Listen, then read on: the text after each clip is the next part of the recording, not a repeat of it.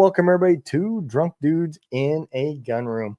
Today, this show is brought to you by Operation Encore. Operation Encore is a 501c nonprofit that is helping veterans transition into music careers. They are making rock stars out of veterans every day, and you can learn more about what they do at operationencore.org. You can go over there and click that little donate button or follow their social medias and tell them about the wonderful things that they are doing. Hey, today our guest is Lieutenant Colonel Jason Pike. The Army investigated him and arrested him and tried to break him. Lieutenant Colonel Jason Pike is undoubtedly a soldier against all odds, a national best-selling author and book. Let's welcome Jason Pike. Hey, what's going on? Hey, pretty good. I'm just sitting here drinking a Coors Light myself, so there you go. Getting loosened up so I can express myself. I'm working on my expression here. So, but yeah. Yep. Yeah, I got me a little Eagles Rare today. So right. No, I speak from the heart, and no, I did 31 years in the Army. I started from the very bottom. I was a private. But more than a private low, I was 17 years old when I joined. I was in high school, but I had failed the first grade. And there's so many odds. A Soldier Against All Odds is one book I got, and reading and writing are my worst subjects. And then I got another book, which is the Veterans Benefits Process. But you know what? I got money to help, I'm a lieutenant colonel, so I got a little money to get people to hit me out with stuff. But I can answer about any question you want on this stuff. All right. Yeah. Well, let's start out with what brought you to the military. Wow, because everybody said I couldn't do shit. And back when I joined in 1982, you either go into the jail or you're going into the Army. And I figured I don't want to go to jail, so hell, I'm going to go to the Army. And I thought, that's where the low life goes. That's where I went to the reserves, not the active duty. This is NG, National Guard. They used to call that the nasty girls. So I don't know how in the hell I passed the entrance test. I really don't know how I did that, because I failed so many times on the SAT scores and all the entrance exams to the colleges. I was just totally low. Any of your viewers out there, I guarantee you can do much better than me on any standardized test. I guarantee you that. So I think they just passed me in. Now, I had a lot of physical problems. I was only about 150 pounds and about 5'8", and I had osteomyelitis from the past, which is a bone disease. I lied to the Army. I told them, hell, I have no problems physically, and I did, but they just let me in anyway. And so I kind of just squeaked my way into a lower form of the reserves. And then from there, eventually I went on to active duty. But the reason I got on to active duty, the reason I went to the military is basically, a paycheck, maybe some benefits, maybe I go to school, maybe I can shoot some weapons or whatever. But hell, there was not a whole lot of expectations out of me when I joined. Yeah, that's real similar to why I came in. I came in 94, and I had a wife and taking care of family members and benefits, and I couldn't afford college, so that was a way to get some college money. And so, I came in for real similar reasons. But what MOS did you come in on? 13 Bravo, Field Artillery. So, I was they call it a cannon cocker back then. And I went to Fort Sill, Oklahoma in I went to 83. I joined in 82. I was still in high school. And in 83, I was between a junior and a senior in high school. Because I had failed the first grade and I was a year behind, and I went there, and I was the lowest of the low of the privates, meaning I was not adapting. I could not understand, go here, go there, I could not adapt to the military that well. And the story I'm going to tell you apparently does not happen, but it did to me. I guarantee you. I wrote my drill sergeant a letter and told him about this book, but he sent me to the Criminal Correctional Facility. This is a facility for processing criminals out of the mill. And I was not a criminal. It was a motivational technique where you go to a different level of hell to try to get your shit together. And that's where I went to for only 4 hours, and it worked pretty well. It was like a scared straight program. Yep. And it was a way, I was with criminals that were doing, hard time.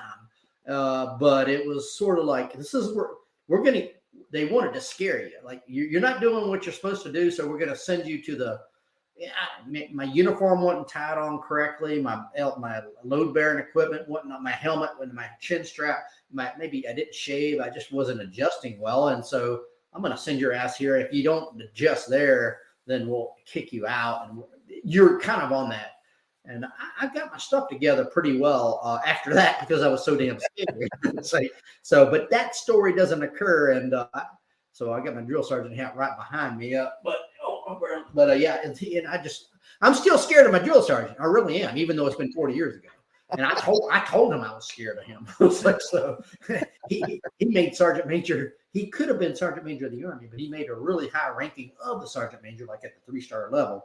But no, that's my story. That's where my transformation started to occur after I went through a different level of hell. That the basic, I know all these soldiers say, my basic training wasn't shit. Mine was like that Full Metal Jacket. It was definitely exactly like that. Even though that was the Marines and I was in the Army, it was the barrack setup. It was the name calling, the fuck this, fuck out. Yeah. It was exactly that, and that's what it was. And it was really that was hard. It was hard for me. Yeah. Yeah. No, I get that. And, it's funny when you said they called it cannon cockers, because I remember I had a first sergeant, and that was his favorite thing, to make us do what he called cannon cockers.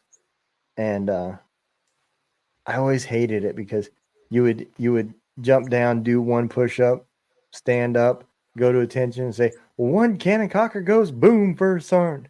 And then you get down, do 2 push-ups, get up, 2 cannon cockers go boom, boom, first sergeant. Oh, I hated it, man. Yeah, I was in that Army where they said, well, you call a gun, you call that a weapon. You say, this is my weapon, this is my gun. This is for fighting, and this is for fun. And I had to see someone do that. And he did it for about 15 minutes in front of the formation. And that was real. And this was before it was 1983. So doing that stuff. And so, but yeah, that's, they did that. Humiliation of race, creed, religion. Even if you get a letter from a girlfriend, you're doing push-ups. Everything was like, you're going to get you on everything that happens. Anything they can see. And, but that was my baptism. Really, it was in 1983 and field artillery, Fort Sill, Oklahoma. Yeah. Yeah. I'm not too far from Sill right now. I'm over here by Leonardwood. So. Oh gosh, they call that Lost in the Woods. Yeah. I'm over here in Rolla, Missouri. So yeah, not too far from it. I'm down near San Antonio, Texas right now. So. Okay, you all enjoying the nice weather there by I-10? It's really nice right now, and they said we're going to get into the 20s on Sunday and Monday and Tuesday, which is really everybody's going crazy buying shit because it's not even going to snow. And so everybody's going to freak out there, Yep. Well, the memes will start real soon that says, "Dear North, if you don't mind, could you come down here and get your weather? It's drunk in my yard." Every winter I see those memes from the southern states asking for them to come back down and get their weather. Get the weather. Yeah, I hear you. Oh, cool. So came in enlisted. You then how far did you go enlisted before you became an officer? I went up to from E1 private to E4 specialist. I went through the primary leadership development course. And then, when I was enlisted, I said, damn, if I went through this crap, I can be an officer. I says, I can go to college. I became a lot of confidence developed in me. Yeah. I went up to E4 and that's where I first got laid was after basic training. I found a girlfriend and because I had confidence, I walked better and I looked, well, I don't know if I looked better, but I had more confidence. And And I said, yeah. And so I eventually went up to E4 and specialist, and I was going through junior ROTC. I had to go into a low level of college, which was a community college, a junior college. I was embarrassed to go there because that's where they, any but crazy, lame, lazy, or crazy can go into there. But I had to build up my skills somewhere, and then go on to Clemson University in South, So I went up from a low level college to a higher level college. Everything was from the bottom, and then I graduated. But no, I said, you know what? The reason I wanted to become an officer is, or the reason I even went to college, it was because, you know what? If I went through what I went through, I guarantee you I can do more. And I definitely needed people to help me. In other words, I'm not a good processor of information. Enlisted folks, they have to do certain things. A manager can tell people what to do. Shit flows downhill. I figured it'd be better to be uphill, having people helping me out. If I can take care of them, they can help me out. And I can just tell them, I'm fucked up a little bit. Can you help me? And then a lot of sergeants will say, yeah, if you're honest with them. And I said, well, you know what? I'd rather be up there than having to deal with all this petty little bullshit that I can't even understand anyway. And so, well, there is some truth that I don't work for a living. There's that old thing like, don't call me sir, I work for a living. I said, well, hell, I want to be up a little bit higher and where I can get help from other folks and treat other folks right, be a manager of people. And I did well as a manager instead of, I got a light in here, but I guarantee you most people can change that light better than me because I'd probably get electrocuted. But that's just me. And, so I started looking at my weaknesses and my strengths after I went through that. And I said, you know what, I think I can go to college, but I'm going to have to start low and go a little bit longer, nothing technical, and then go that way and then become an officer. And I did. So that's kind of how that worked. And I did become commissioned in the South Carolina National Guard. I started, in the National Guard, and eventually I got an ROTC scholarship from Clemson University. They paid for everything. And from there, I went on to active duty. And I went from the National Guard to active duty. Yeah. Have you ever wondered how you can help out the show? Well, that is very simple. You can help us out by going to www.twodrunkdudesinAgunroom.com. That is www.twodrunkdudesinAgunroom.com. There's many ways you can help us by listening to the show, supporting the show, liking, sharing, and everything else that comes along with social media. But one of our biggest goals is to help build the nonprofit Heroes Voice Media Foundation. This is a foundation that has decided to start celebrating courage and amplifying heroes. Find your voice with Heroes Voice Media Foundation. The National Guard, and I thought they forgot about my obligation to go to active duty, so I didn't tell them anything. So they said, hey, you got to go fulfill your obligation for active duty because you had a scholarship, because I was in the National Guard. So what I did is with Clemson University, I got my commission, and then I went into the I was able to get into the National Guard. And then later on, they found out, hey, you know what, we forgot or whatever, you got to come back. You got to go on to active duty as an officer to fulfill the scholarship obligation. And once I got on to active duty there, I said, man, there's a lot of benefits here. And I want to stay active duty. But yeah, I went Clemson University. When I went in, I went from enlisted National Guard, scholarship to ROTC. Once I got in scholarship ROTC, I got commissioned. From the commissioning of ROTC, I went back into the National Guard. I pursued a master's degree. Now I had a delay. It's called an educational delay from active duty, and I didn't,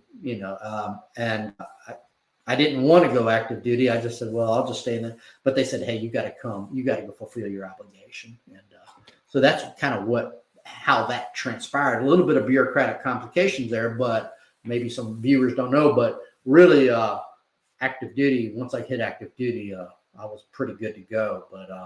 But no, I was not the best soldier, put it that way. As you know, almost got kicked out the first time.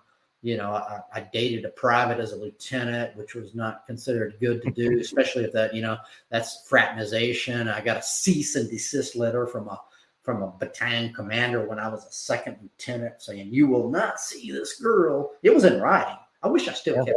But he said, "You will not see this girl anymore." And back then, women in the military were very rare in the early 1990, I think it was. Especially good-looking women were very rare. So, and she was very good-looking. And so maybe that was a problem. If she was bad-looking, I may have not got. If she was a bad-looking girl, I may not have got that letter. But no, she was a good-looking girl, and she says, "You will not see her again. We've seen you." And so I think, well, I'm single, she's single. This is my argument as the second lieutenant to the battalion commander. I'm single, she's single, and we're just reserve soldiers. We're weekend warriors. What does it really matter? He says, "Well, I'm the damn commander, and I don't give a damn about your regulation of fraternization." It's like, "You do what the hell I say." I said, "Okay, yes, sir." And so he says, "Do you understand?" He wrote it down. He typed it down. It was a cease and desist of the relationship.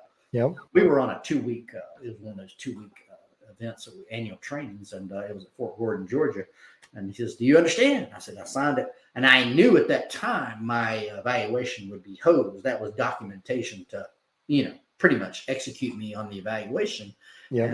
And I was executed on the evaluation, but I did see the private done. And I looked at that and I said, "Fuck this shit." I tore it up. Well, once I left, I said, I continued to see the girl. What that taught me to do was to do things in private instead of, I was like, when I was doing it, I ain't saying with her. I didn't think anything was wrong. And then once she said it was wrong, I said, "Well, I'm going to hide it then." So I'll just learn to hide it. And but no, I was hosed on that evaluation. It was wrong for me to do that in hindsight. I was cocky. I felt, hey, people said I can't go to college. I did.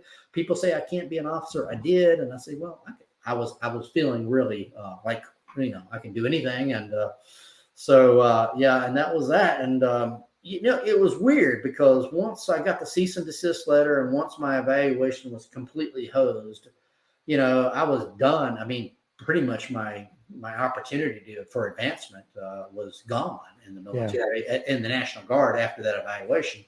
And my reputation, word spread around that this guy's a rogue. I was a rogue character. And but then the Clemson says, "Do you want to go active?" Well, they didn't say it. The Army says, "You got to come fulfill your obligation." I said, "Hell yeah."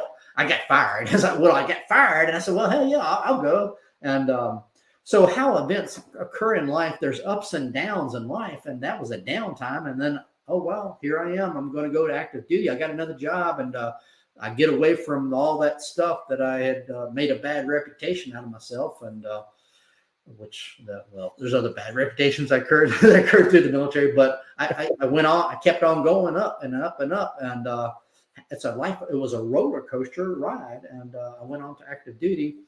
They gave me the 10th Special Forces Group at Fort Devens. Well, now it's at Fort Carson, but that was in Fort Devens. And I became a chemical officer. I was a chemical officer and the 3rd Special Forces Group, coming from the National Guard, as a lieutenant, going straight into Special Forces, an airborne unit, was really honorable. I don't, that was like a night and day existence. And I really was very, very thankful. I had a lot of problems in my 20s, like during that time of the national. I had law enforcement events. I had girlfriend problems. I had all kinds of situations. And I think the thing, what I'm trying to teach is just like, just keep going. I mean, you might have this reckless behavior, which I have had. You may have all these events that occur to you, but just do the best you can in life circumstances and don't give up any hope in life. Just keep going forward. And, I was done. I mean, I still got a reputation back there, but I'm proud of my reputation now. Back then I was ashamed of it. And well, now I'm a lieutenant colonel now, but I can look back and be proud. Not that we all live and learn. I mean, that's just the way life is. And so there's just so many stories. It's just unreal. Yeah. So, man, that is interesting. So you became a chemical officer sent to, you said, was it 5th group you said? For 10th group. It was at 10th group was at well, right now it's in Fort Carson, Colorado, but at the time there was a 3rd Battalion of the 10th group at Fort Devens, Massachusetts. Yeah. So Wow. I went there in 1993. Yeah, I only stayed there for 1 year. There was so, and I loved it. I really enjoyed Special Forces. I was a support guy, Red Beret, not Green Beret. I got to quantify that. I had airborne training I jumped out of airplanes. I was better at jumping out of airplanes than I was going to college, but so I was stupid enough to jump out of an airplane. I would do that any day. But but you know what? Fort Devens, I mean, I went up there and I really enjoyed the roadness, the equipment they give you, and people were just like they come to training with hands in their pockets, with dogs, with a coffee cup. It was just so relaxed, and we would do hardcore training, but it was more relaxed. It wasn't that regimented left, right, left, blah, blah, blah, blah. And there wasn't a lot of the bullshit that you have in the Army. And it's a big boy program. Yeah, I love that. I think everybody liked it. Even cooks and supply sergeants liked it. Everybody liked it. And but I knew that I felt that I could not go into the Special Forces because of so much training and things. I knew I've always wanted to be in the medical services of the military, where in the medical service corps, the sciences. I enjoyed sciences. I understand those things. But when I was in ROTC, they told me, you can't go into the medical services of the military because you're not a doctor. But I found out that's not true. You don't have to be a doctor. There's so many specialties in the Army Medical Department. Dietitians, preventive medicine people, there's just so many things that are out there, and it's a little special. But see, the ROTC people, they don't know everything. They don't know everything, just like So I lived and learned. I went up there and I found somebody in the environmental sciences and the public health that was in the group, the 10th Special Forces group staff. Another lieutenant. He says, you can do this and this and this in the Medical Service Corps. I said, shit, I'm going to get out of the Chemical Corps and transfer over to the Medical Services Corps. And that's what I did. I really hated to leave Special Forces. I didn't want to stay in Chemical Corps. And I knew if I needed to cut if I'm good, and they told me you can't branch transfer. Be careful what people tell you can't do. But I did it because you cost too damn much money. You're an officer.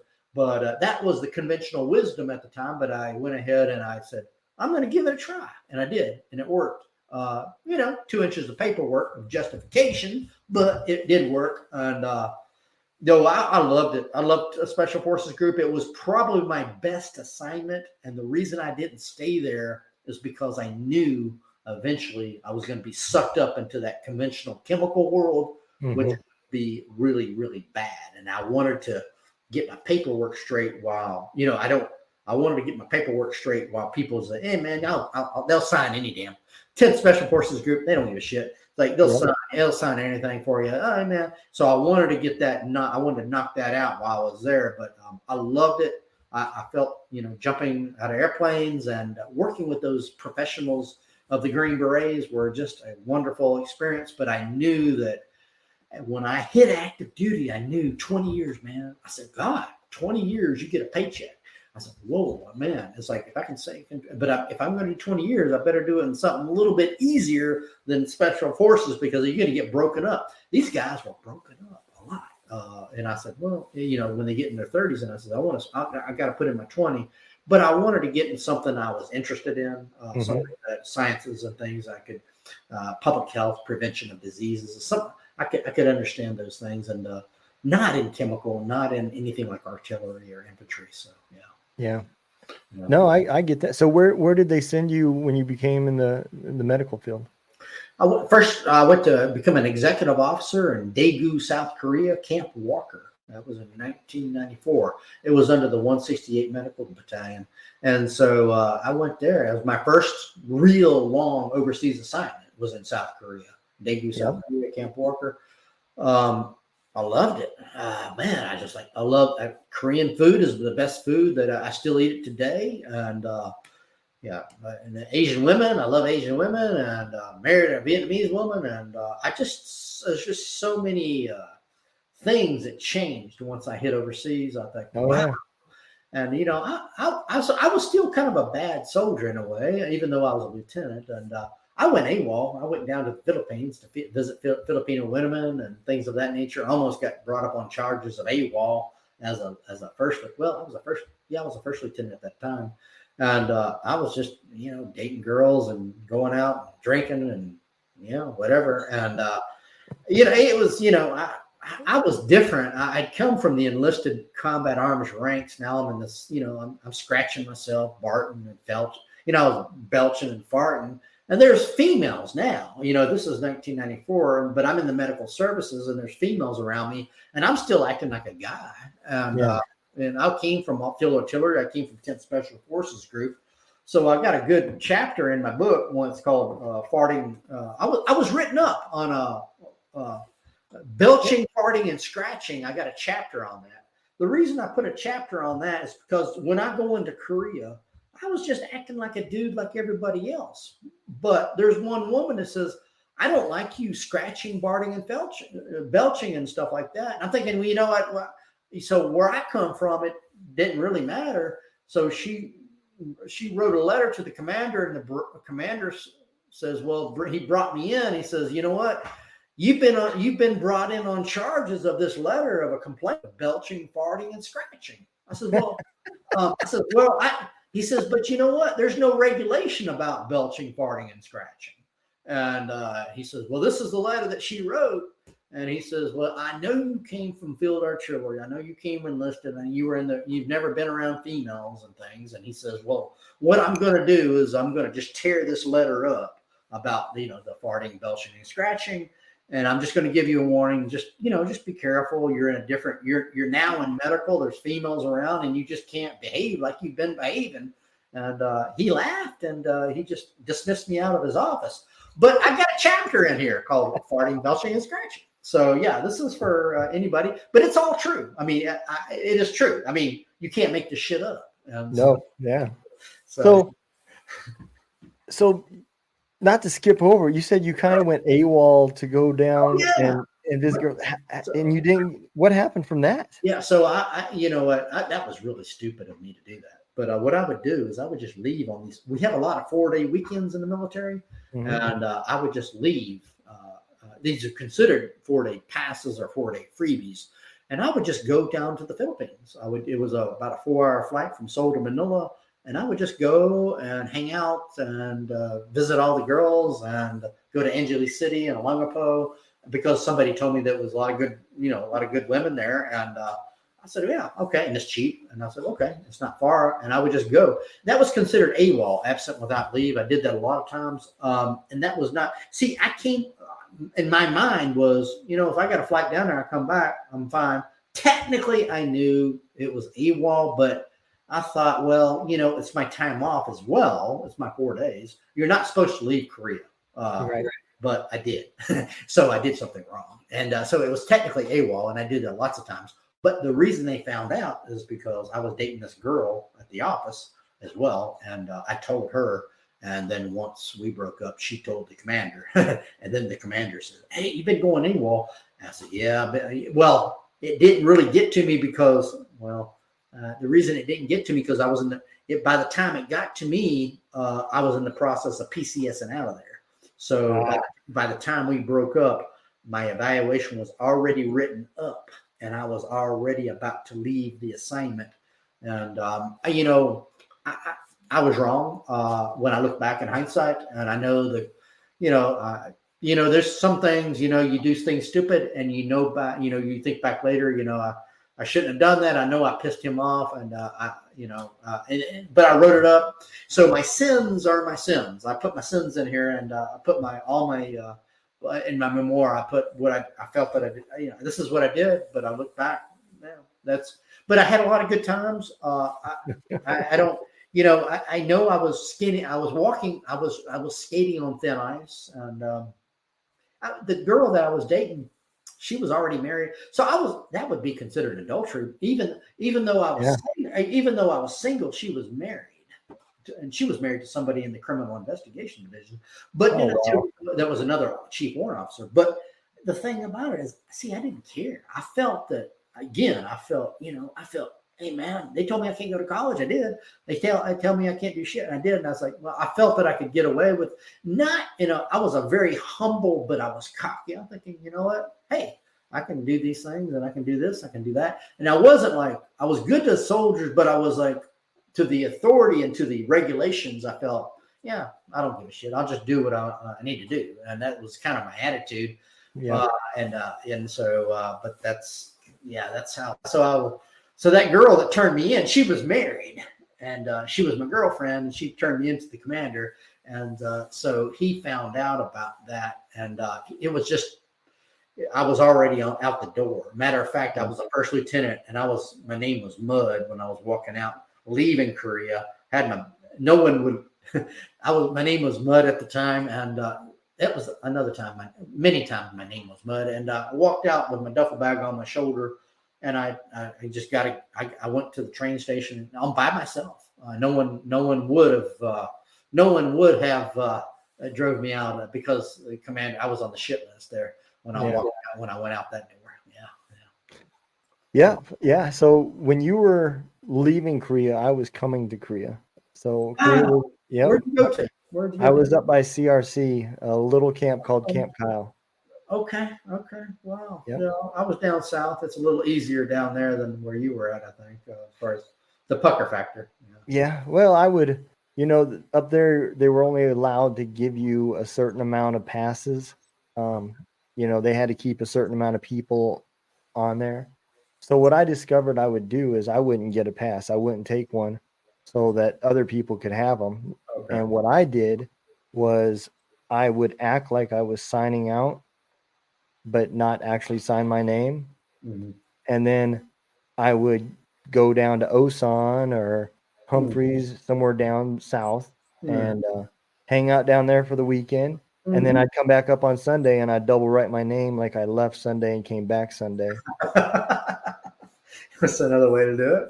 Yeah. The only way I would have got caught is if somebody told on me, or, occasionally they did go through the barracks and at the middle of the night and do some random searches, because for some reason some guys and some girls couldn't find their way back to their room and they would commingle somehow. I understand. Yeah, I was a little different. I left the entire peninsula. I don't think I would have had the balls to do that. So yeah, that was I look back on some of these things, especially dating a married woman. I did adultery. That would be technically adultery, and I didn't know he was with it. Yeah, so and I come out with a whole lot of things with the book, and it's audio book as well as written book. So I come out and I just tell you these things, and really, when I look back, when I was writing the book, and I'm thinking, God Almighty, how in the hell? So that's the soldier against all odds. Is like I just went. There was so many things defied, whether it be a college education, getting kicked out, or just things, and so. But these are. I mean, I look back now, and that's the way it was, and I sort of now I'm over the God, I was a dumb ass. But now I'm like, okay, that's just. I feel like that's the way it was, and I'm accepting it. So you went to, where did you go from Korea? South Korea. I went to go to my medical training at Fort Sam Houston, Texas. I see more trouble coming. Fort Sam, and I got a whole year of training at Fort Sam. This is training TRADOC, or training and doctrine, and so we went to the Army Advanced Course and all these various medical specialty courses there, and I got in big trouble. This is big trouble. This is where I seen it coming too. As soon as you said Fort Sam, I said, "Oh, this is where it starts." Yeah. So, I love going to the training. I felt like I'm an enlisted guy from the Combat Arms, from the National Guard, from the Nasty Girls. I'm walking into all this advanced training, and I'm like, "Wow, this is pretty cool." And I'm here, and we got girls here too, and things, and we got a lot of time to go off post and whatever, and I did everything like every soldier does, and I did pass my courses, but so there's so what the big one out of this story is I got a DUI, drinking and driving under the influence, and I got caught, and I got a GOMOR. A GOMOR is a General Officer Memorandum of Reprimand. Conventional. I mean, this is a letter from a general saying you are done. You are done. And it. From our training, it's a go, and it went on my. So this was bad. I mean, so I went down here. So I was brought into the battalion commander's office. I was a captain at the time. I had recently got promoted, and I was a captain. Went into the battalion commander's office, and it was all legal. Everything was written out. Stand attention. Do you know that you've been driving and drinking? Blah, blah, blah, blah, blah. He was just reading a letter saying you're screwed. You're done. That means a GOMOR means you have your reputation to the military. You have dishonored the military. You better figure out what you're going to do in the civilian world because your career is over. You are done. You are done. And I knew that. I knew. Well, when I got locked up, I got cuffed and stuffed. So the situation was I do admit I was drinking and driving, but the details of it was. I was in a restaurant. This was weird. I was standing in line at the Taco Cabana in San Antonio, and I saw a police officer out there waving me in from the restaurant. And I ran out. I thought there was an emergency and he needed help. And he ran out. And apparently he says, "Have you been drinking and driving?" I said, "Yeah," which was like a dumbass. Like, "Yeah, I've been drinking. Is that your car over there?" I said, "Yeah," like a dumbass. It's like, because I was like, I thought he needed help. And he's asking me these details of things that, I'm not driving and I'm in a restaurant. And why are you asking me these questions? I just answered the questions and I thought he needed help. And he said, "Well, let's do a sobriety test on you." And, and he did the sobriety test on me. And, so I don't know the situation. I don't know if he was following me. I don't know if he was already in the parking lot. I don't know all the details, but yes, I told him the truth. I was drinking and driving, locked me up, cuffed me, stuffed me in the police car, sent me downtown. And the MPs had to get me. I blew hot on about 0.11, right above the legal limit. That was a GOMOR. That was done. I knew I was done. I said, "Yep, this is it." I said, "I'm done. I'm going to go back to the nasty girls. I mean, the National Guard." That's what I thought. I thought I was just going to be kicked out. And hey, I made it to a captain. I'm a positive thinker, from an E1 to a captain. So that was it. But I said, well, I talked to a sergeant, and the sergeant says, it happened to him one time, and there's a regulation of appeals. It's going to take a long time. And if I didn't talk to that one sergeant, I would have just accepted, but if there's an appeal process, I'll just give you the regulation. You have to work it out. Well, okay, I'll give it a try. And it took 2 years. Took 2 years to appeal it. I went through like another 2 inches of paperwork or so to justify that I'm good to the Army, that I have done my duty, I have paid the price for the arrest. It went through back and forth, motion after motion, in and out of the court. I had to go through civilian court, and then so I had to go through 2 processes of getting off the civilian record and then really getting off the military record. Well, it really didn't get off the military. It went into the restricted file, right. But I had to work through 2 different battles with a lawyer over a period of time. And so it was hard. It was hard. Yeah. It was hard time. I didn't think I was going to succeed at all. I mean, this is, it was a general officer. But apparently they appealed it. They a long, painful process. I paid it, and they said, "Well, we're going to put it into your restricted file," and it went into my restricted file from the performance file. It was firstly in the performance file, and then it went into the restricted file, and again it goes back. How in the hell? It's like one of those things. How the hell you go to college? How in the hell did you get out of the basic? How in the hell did you get out of this? It was one damn thing after the other, and it did. And that was a second time that I came to Jesus. Like, first time come to Jesus was, CCF, that was just because of my unadaptability Yeah. to the Army. And then the behavior was the drinking and the driving. That was more like my cockiness, like I can do everything. And then I'm not above the law. Now I got rung down like, oh shit, I'm a captain. And like, oh well. And so I made it. I said, well, I don't want this ever to happen to me. And after that second offense after that DUI, I pretty straightened up pretty well. I really did. I did very well after that. I didn't take anything for granted. I was not cocky anymore like I was. And that was at the age of 32, 33.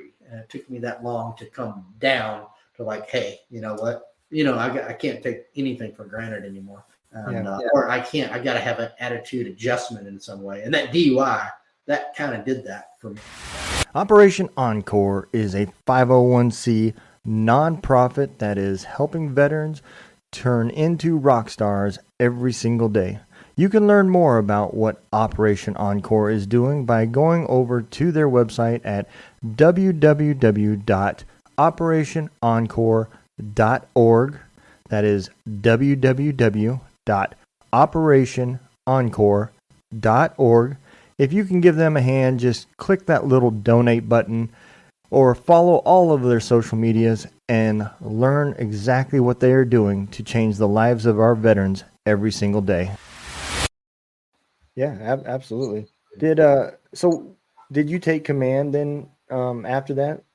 Yeah, I took command. Eventually, I got another master's degree. I went to but I eventually got a command in fifth at the in Yongsan, South Korea, fifth medical detachment. I did really well at command.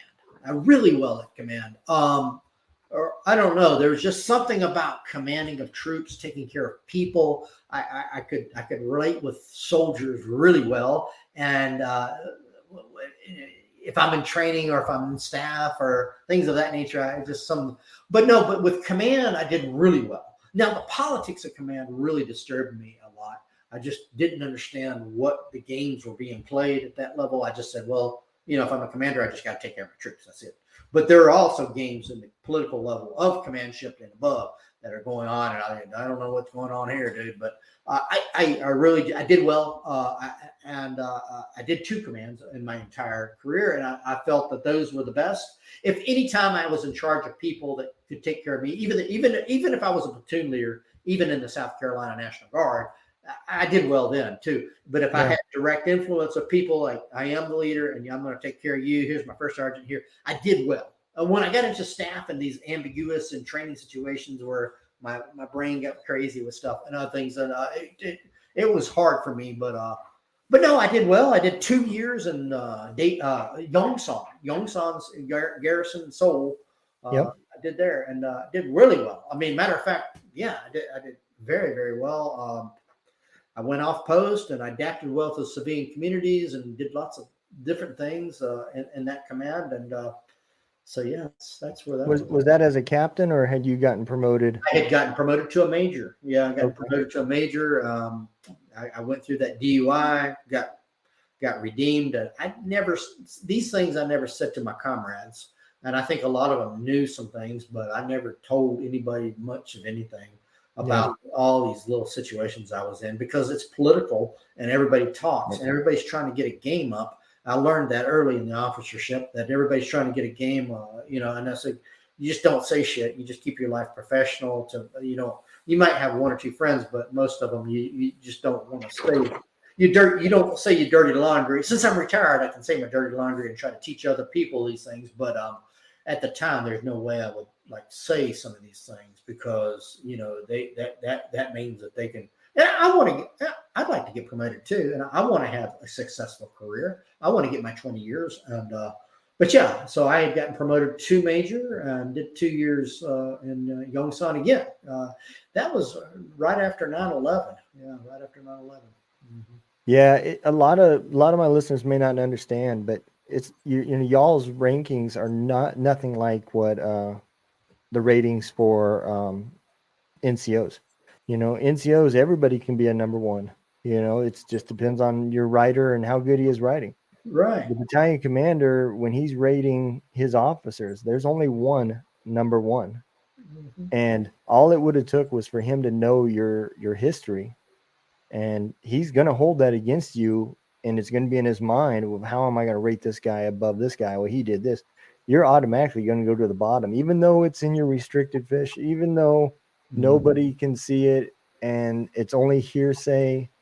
Yeah, you would have had a really tough time had anybody known. Yes, and I knew that. I knew that not to say anything. And even when I wrote this book, me and my wife were discussing, should I come out with it? I says, you know what? I'm not in the Army anymore. It doesn't matter. And technically it's not on my civilian record. So we kept things such a secret for such a long time. Yeah. I mean, I'm a learning disabled. It's on paper that I can't process things. I failed the first grade, and I didn't want to say that to anybody. Because again, life's competitive and they can game shit on that. So these things in the military, when you're moving up that ladder, you got to be strong, and you got to understand that other people will try to pump you down if you don't, even I know that on the streets that way, but even in professional life, people do that. That's just life. And you just got to understand you got to keep your information to yourself or to your close old friends and not spill it out. But I'm spilling it out now since I have nothing to prove, and that I feel that I could help other people. Yeah, absolutely. So it says that when did the book come then? When you was that after that? So after the military, what made you decide to write it? What was the purpose? The purpose of the book was just to give inspiration and hope. It was like, how did a dumbass like you do all this shit? It's like friends and family that was like, they could not believe I could do this. What I'm saying, it's not that, and it was just common questions like, you graduated college, you became an officer, you dumbass. You got promoted to a major. Yeah, I did, So it was just one, like, and I understand that. And I'm not trying to like throw shit at them, but I'm trying to say, yes, it's true. It surprised me myself. But I felt that even graduating, I felt that I had, some inspiration and hope, even long before way before I retired. I felt that there was something there as a book. And especially as events unfolded, I felt that there was definitely a book. And so it was wearing on my mind for a period of time. And so once I got retired, I didn't want to write the book with my mother and father alive because I wanted to honor them. And because I have, if I'm going to write a book, I've got to be like, wow, I'm going to give it out to everybody. And I can't, my mother and father, I didn't, so they're gone. And so that's when I felt comfortable to write the book after they were gone, or I can just be free with everything and just do it. And so that's kind of what I did. It had been on my mind. And it took about 3 years to do it. It took about 3 years of just pounding. And so in my mind, my post-retirement life, other than retiring from the military, which is an achievement, but the book here was probably my next best achievement in my life, because this is where I just like unload all my life lessons and all fuck ups I did, and how I worked through it. And it's the same, but it's really the same thing that you hear in a lot of those like SEALs and and I'm not a SEAL, I'm not a special operator, but it's really the same old concept of you just got to keep on going. But I do it in many different levels. I've been arrested many times. I've been investigated. I am not the best soldier. I'm probably less than best, but I made it up there pretty well by just keeping on. I don't have the best reputation in the military, but I did what I did to survive and to accomplish missions. And I did well in many assignments. Some assignments I just didn't do well because just the way it happened. Yeah. So I'm assuming that was your first book. The one for the veterans benefits, is that your second book? Yeah, so this is my first book. This is the juicy, everything we're talking about. Now, my second book, this is out of civilian life, out of the uniform, back into civilian life. This is a veteran self-help book. This is basically how to get your veterans benefits, but it's told in a storytelling style with a lot of links and a lot of messagings to what you need to do to get your benefits, regardless if you're retired or maybe transitioning or what have you. So the reason I wrote this book is because no one wanted to help me in Germany when I was retiring. I was retiring in Germany, and I didn't know. I mean, they didn't want to. So I had to put all my paperwork and do the documentations myself. What I'm saying is there was no service officer there. I was a lieutenant colonel. I'm asking for help, and there's nobody helping me out. Yep. They're really. And I asked them. I was planner. I was like, and I knew some people in Washington D.C., but they said that's out of my jurisdiction. And so the Germany, there's only I don't know. There was some problems. I don't know. So I just went ahead and did it myself, and I did very, very well. And I learned a lot, and it took me a long time to do it. And I said, this might be something. I knew this stuff very well, and so I learned a lot that it's just not for, like a lot of people say, "Whoa, I'm not a combat veteran. I don't deserve it. I worked in the chair force. I don't deserve it because I was in the Air Force chair force." Or maybe you know what, the thing about it is, if you served it, you deserve it. I don't give a crap about your excuse. And just put your information in there and go for something. And it's not gaming it. It's not like it's putting it in there for the future, because in the future you may need something from them you don't know about. It's a huge bureaucracy. And I'm trying to tell them, encourage them, this is what it is. It's more than just you're getting it. Well, you know what? They deserve it more than me because I didn't. It doesn't matter. Well, I'm saving the government money because I'm not. You ain't saving shit. So I'm saying. So I just say what I'm trying to say is go ahead, put your application in there, and work with the process. But because there's so much out there that you don't understand. Yeah, you are absolutely right. I didn't file mine until 3 years after I retired, and that was my own stupidity, and part of it was PTSD and my temper and my pride and about any other sin that you could probably think of. Where were you at in Germany? I was in Germany as well. I was in Landstuhl, Germany. Yeah, Landstuhl. I wasn't far from you. My daughter was born in Landstuhl, and I was stationed in Baumholder. What's not far? That's far. Nope. Yeah. So I was right there at the hospital, near the hospital, and so I was able to go in and out of there pretty easy. I know a lot of people come from different parts of Germany to go to Landstuhl to do the paperwork. So it was when I left. It was 2014, but there was only one service officer. They just would not work with me at all, and I notified him a year out. I said, I'm retiring. And then 2 months, no appointments. How about one? It's like, okay, this is on me now. I got to figure this thing out. And I had to go through all my records. I had to go, and I didn't want to do this. I really hated it. I mean, I'm an officer. I'm lazy. I want to give it to somebody else. Hell, let them fucking do it. So okay, but I couldn't do that. I had to figure this thing out myself to get because it's going to be my benefits and it's going to be another paycheck.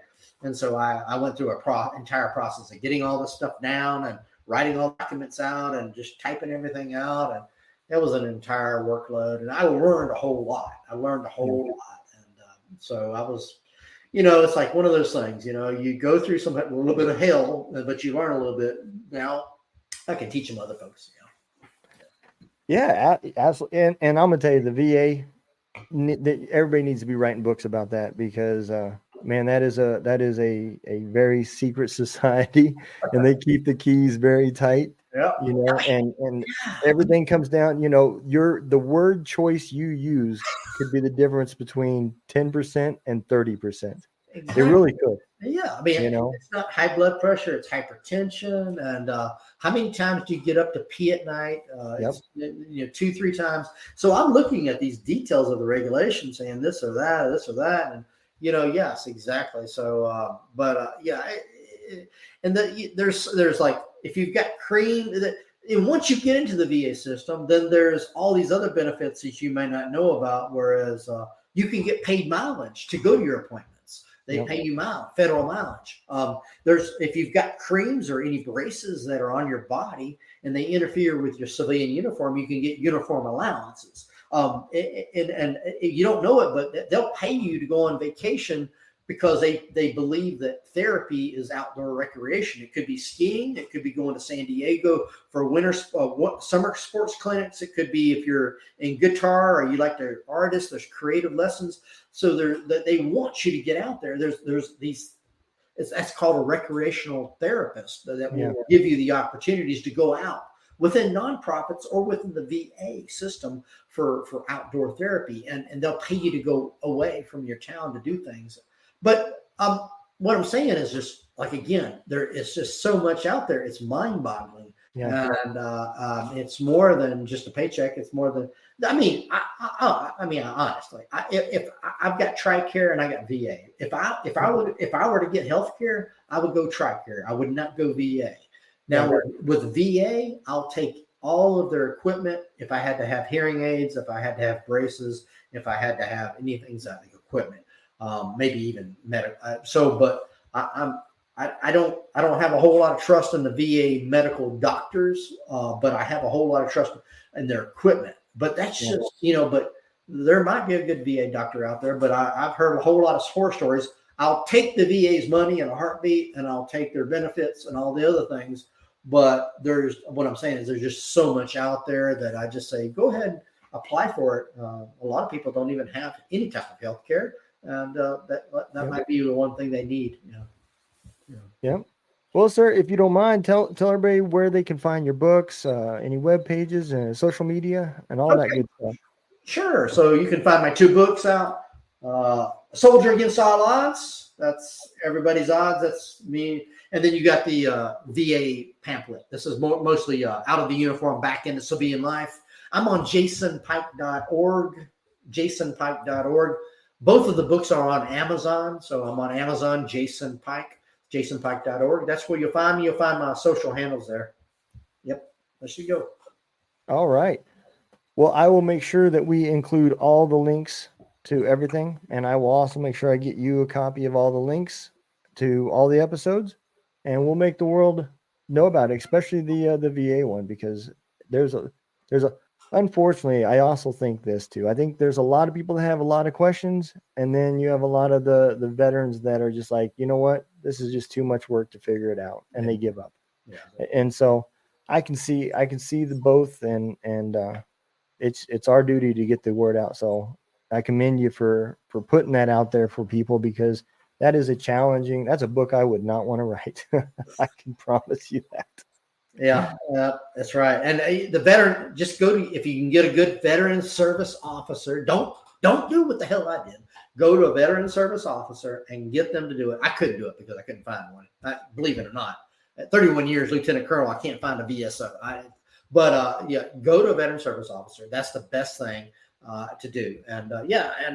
But you can just breeze through it. I got a whole lot of links in that thing where you can just kind of look at it. Might change your mind. Hopefully it does change your mind or your friends or your family members' mind to go ahead and get their benefits. Regardless, I don't care if you're not saving shit. You ain't saving nobody nothing. You ain't being honorable to nobody. Get your own benefits for you and your family. You're being dishonorable to yourself. Yes. And also because your benefits could live on after you die to your family members. That's true. So just so many things that you just don't really know. Yeah. That is true. Well, if you don't mind sticking around, we'll go and throw the exit out there. All right. I appreciate everybody that listens. Y'all take care, man.